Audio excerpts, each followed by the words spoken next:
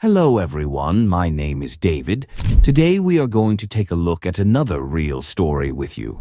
Everyone say that if the police work honestly on any case and manage to catch the criminal, then criminals would receiving the punishments they deserve. Today's case is full of mystery. In just 3 months, 2 double murders took place in 2 different areas. These areas had some distance between them, but the pattern was strikingly similar. In both cases, the victims were elderly couples aged between 55 and 65 years old. In total, 4 people were murdered, 2 married couples. In the first double murder, the police arrested 2 people. Then, 3 months later, when the second double murder happened, they arrested 2 more individuals. The strange coincidence is that in both cases, the accused were also married couples. When the first couple was murdered, the police arrested a husband and wife.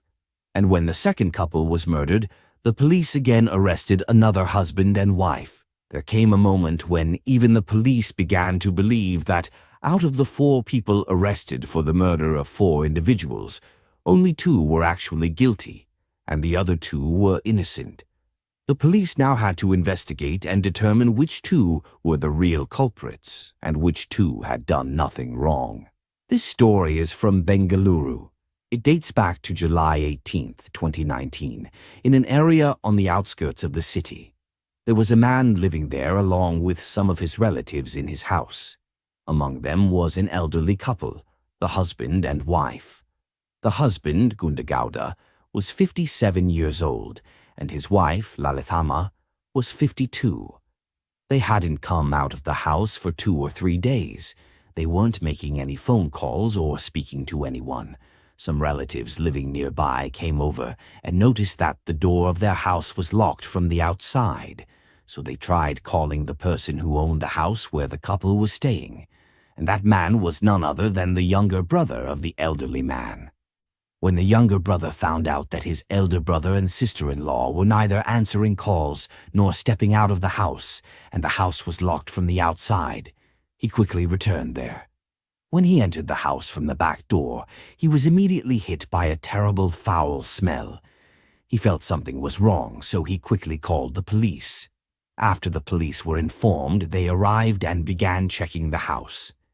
Inside, they found the bodies of the couple who lived there. Both had been struck on the head with a heavy object.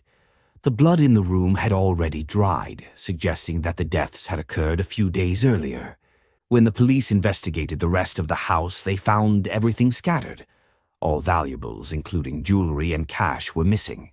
It was clear that someone had come to rob the house and had killed the couple in the process. The police now begin their investigation. They question the neighbors and relatives, trying to find out if the couple had any disputes or enemies, or if they were on bad terms with someone. They wanted to know if the couple frequently fought with anyone.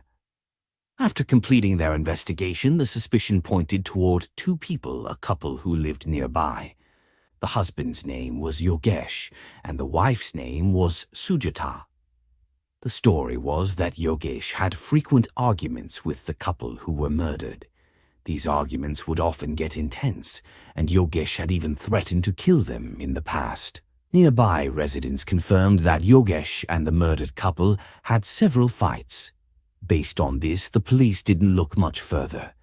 They believed Yogesh had a motive due to the ongoing disputes. No one saw any outsider entering or leaving the house around the time of the murder, so the police concluded that it must have been Yogesh and Sujata who killed the couple. The police began suspecting Yogesh and Sujata even more because their financial condition was not good, while the house where the husband and wife were murdered had all their valuable items missing. Neighbors also informed the police that recently, new and expensive things were showing up every day at Yogesh and Sujata's home, as if they had suddenly come into money. So, the police arrested Yogesh and Sujata. However, both kept saying that they didn't kill anyone and had no idea how the couple died. But the police didn't believe them and threw them in jail. 90 days passed, and after 90 days, the police filed a charge sheet against them. They claimed that Yogesh and Sujata were the ones who murdered the couple. The charge sheet also stated that Yogesh and Sujata were driven by greed for money. Since they were in debt, they allegedly committed the robbery to pay it off and killed the couple in the process. The police documented all this in the charge sheet. Now, both Yogesh and Sujata were in jail. Then suddenly, on October 17th, 2019, about 3 months later, another incident came to light. This one also involved a murdered couple, and it took place in Mahadevapura, an area in Bengaluru. The police received a phone call reporting that 2 dead bodies were found in a house in a colony in Mahadevapura. They quickly rushed to the location, entered the house based on the address given, and found the lifeless bodies of a man and a woman. The man was identified as Chandra Gowda, aged 63, and the woman as Lakshmama, aged 55. They had also been hit on the head with some heavy object. Their house was in disarray, valuable items and all the money were gone. Just by looking, it was evident that someone had tried to loot the place, and that's likely why both husband and wife were killed. The earlier murder, which took place in July, had already been solved. The killers were caught and sent to jail. Now the police started a top-level investigation. The first person they investigated was the one who had called to inform them. That man's shop was located right in front of Chandra Gowda's house. He said that on that day, Chandra Gowda had come home with a child around 1 to 1.5 years old. He also bought a packet of biscuits from my shop. I asked him whose child it was because I knew that only he and his wife lived in the house. He told me that it was a relative's child and that the relatives were staying over that night and would leave the next morning.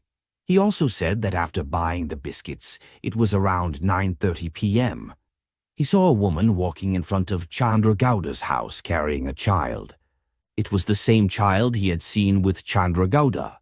He assumed that she was the relative they had mentioned. And next morning he noticed that the water tank at their house was overflowing. So he called them to inform them that the tank was full, but they didn't answer. So he went over to their house, knocked on the door, but no one opened it. Then he went near the window, which was close by, and when he looked inside, he saw their dead bodies lying there. After that, I called the police and told them the whole story. Now the police had a statement from an eyewitness, but no other evidence. So the police decided to check how many mobile phones were active in the area that night, especially late at night, because the shopkeeper had said that guests had come to their house, and until around 9:30 p.m., he had seen them walking outside with children. But after that, even he didn't know what happened, so the police couldn't figure out who those guests were that day. Because of that, the police started checking all the mobile phones that were active in that area during the night. They looked at each number and went through the call details. Based on those details, the police didn't find anything suspicious. In most of the numbers are of that area's people. However, there were 2 numbers that stood out.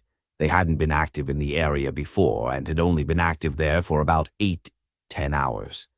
That raised suspicion. The police wanted to find out who those numbers belonged to. Upon further investigation, they found out that one number belonged to a cab driver and it wasn't registered in that area. It was from somewhere else.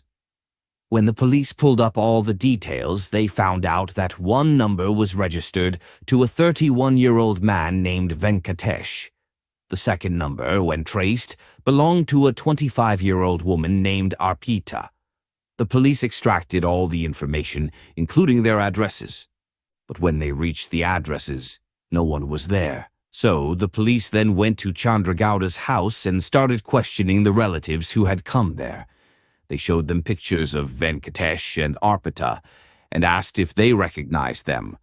One of the relatives said, "Yes, we know them. They are our distant relatives." So they also says that the 2 of them are husband and wife.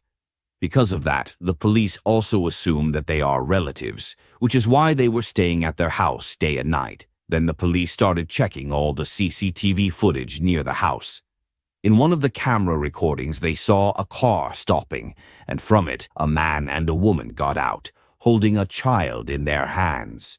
After seeing this, the police became sure that these were the same people who were supposedly relatives and had come to stay at the house that night when Chandragowda had said, "Our relatives have come to stay." Those were the same people. Now the police wanted to know where those two had gone. They found out that they were staying at a friend's house in Bangalore. So the police went there, caught them, and brought them to the station. When the police brought them in, they first refused to say anything. But after repeated questioning, Venkatesh finally told the truth. So the story was that in 2016, Venkatesh and Arpita's marriage was going well. They were doing fine financially and living a comfortable life. Then they bought a car on loan and gave it to a company, like how people rent out their vehicles these days. He put his car on rent through such a service. But then things changed. His income wasn't enough to pay off the loan regularly. Slowly, the debt kept increasing and eventually crossed 1 million. Now he was heavily in debt because people were demanding their money back from him. At the same time, there were frequent news about elderly couples who lived alone being murdered. When he read these news reports, he remembered that he also had some distant relatives who were elderly and lived alone, without their children. Just a month earlier, in September, he had attended a wedding where many of his distant relatives were also present. It was the first time he had met some of them, and he realized for the first time that he had so many elderly relatives who lived alone. After that, he had connected with several of them. While reading the news, the thought struck him that many elderly people in his extended family lived alone, with their children working elsewhere or having no children at all. He thought, why not target them and use their wealth to pay off my debts? So he made a plan to target such elderly people who lived alone and had money. Venkatesh then brought his wife, Arpita, into the plan, and they began making a list noting which relatives lived alone, how much money they might have, where their houses were located, how they would leave the scene after committing the murder, and how easy it would be to carry out the crime. They wrote all these details down. Their target was Chandragowda. He visited their neighborhood 2 to 3 times beforehand, observing the area, how they lived, what their daily routine was, and how quiet the neighborhood was at night. He noticed that no one paid much attention to others there, so he finalized the plan. On October 17th, 2019, he went to Chandragowda's house with his child and wife. After arriving, he pretended that his child was crying and had a stomachache. He said, "Can we stay here for a little while so the child can rest?" Then Chandragowda and his wife said, "It's fine, stay as long as you want." Venkatesh had come with a heavy object, so he later hit Chandragowda with that, and he died on spot. Later, his wife also passed away. After that, he took all the valuable jewelry from their house and fled. When he ran away in the middle of the night, the next day he went to his jeweler friend and sold all the jewelry, getting around 1 million in return. Then he shared this entire story with the police after that police asked him if he also murdered someone else. Then he looked shockingly. Upon seeing this, the police were alarmed and the police began to suspect him. The police went to the jeweler's shop where Venkatesh had sold the jewelry. The police asked the jeweler if Venkatesh had sent any other jewelry. The jeweler said, "Yes, he has brought jewelry several times before, especially women's jewelry." Upon hearing this, the police became more suspicious and went to the police station. They questioned Venkatesh, asking if he had killed anyone else, and he told them a shocking story. He revealed that 3 months ago he had killed an elderly distant relative living in Bengaluru. The police then asked for the address of the person he had killed 3 months ago. When Venkatesh provided details about the location, the police found that the area came under a different jurisdiction. Since the area of the murder was different, the police from the respective station went there. Venkatesh also told them that he had committed the murder on July 18th. Then police goes to the area that Venkatesh had mentioned and visits the local police station to ask if there had been a murder there on July 18th. The police at the station confirmed that yes, There was a murder on July 18th. A husband and wife were killed, and jewelry and money were also stolen from their home. Police asks that area police what they know about the case. The police respond that they already have the details and have caught the criminals. One of the accused is named Yogesh, and the other is Sujata. But then police tells that area police that they may have arrested the wrong people, that Yogesh and Sujata are innocent, and the real killer is actually with them. However, the police say, "No, we have the real killer. We also have evidence, including a confession, and even the stolen jewelry, which was recovered from a jeweler." When asked to show the jewelry, the police present it. The relatives of the murdered couple, who used to live at the brother's house, confirmed that the jewelry indeed belonged to the deceased. Now, the police who had arrested Yogesh and Sujata begin to worry if it is revealed that they wrongly imprisoned innocent people. Their jobs and reputations could be at risk. On the other hand, the police who had arrested Venkatesh insist that the real criminals should be caught and the innocent should be freed. So the police station that had arrested Yogesh and Sujata reopens the case and starts reinvestigating. This time, all the evidence points to Venkatesh and Arpita, and there's no concrete evidence against Sujata and Yogesh earlier. They had been jailed based only on witness statements, without solid proof. Only eventually the police present all the evidence and witnesses, including Venkatesh and Arpita, in court. The court then orders the release of Yogesh and his wife Sujata, who had been in jail for 3 months, and they are finally freed, and they arrested Venkatesh and Arpita. So this was today's story. Thank you for joining us on this journey today. We hope you enjoyed the content and found it valuable.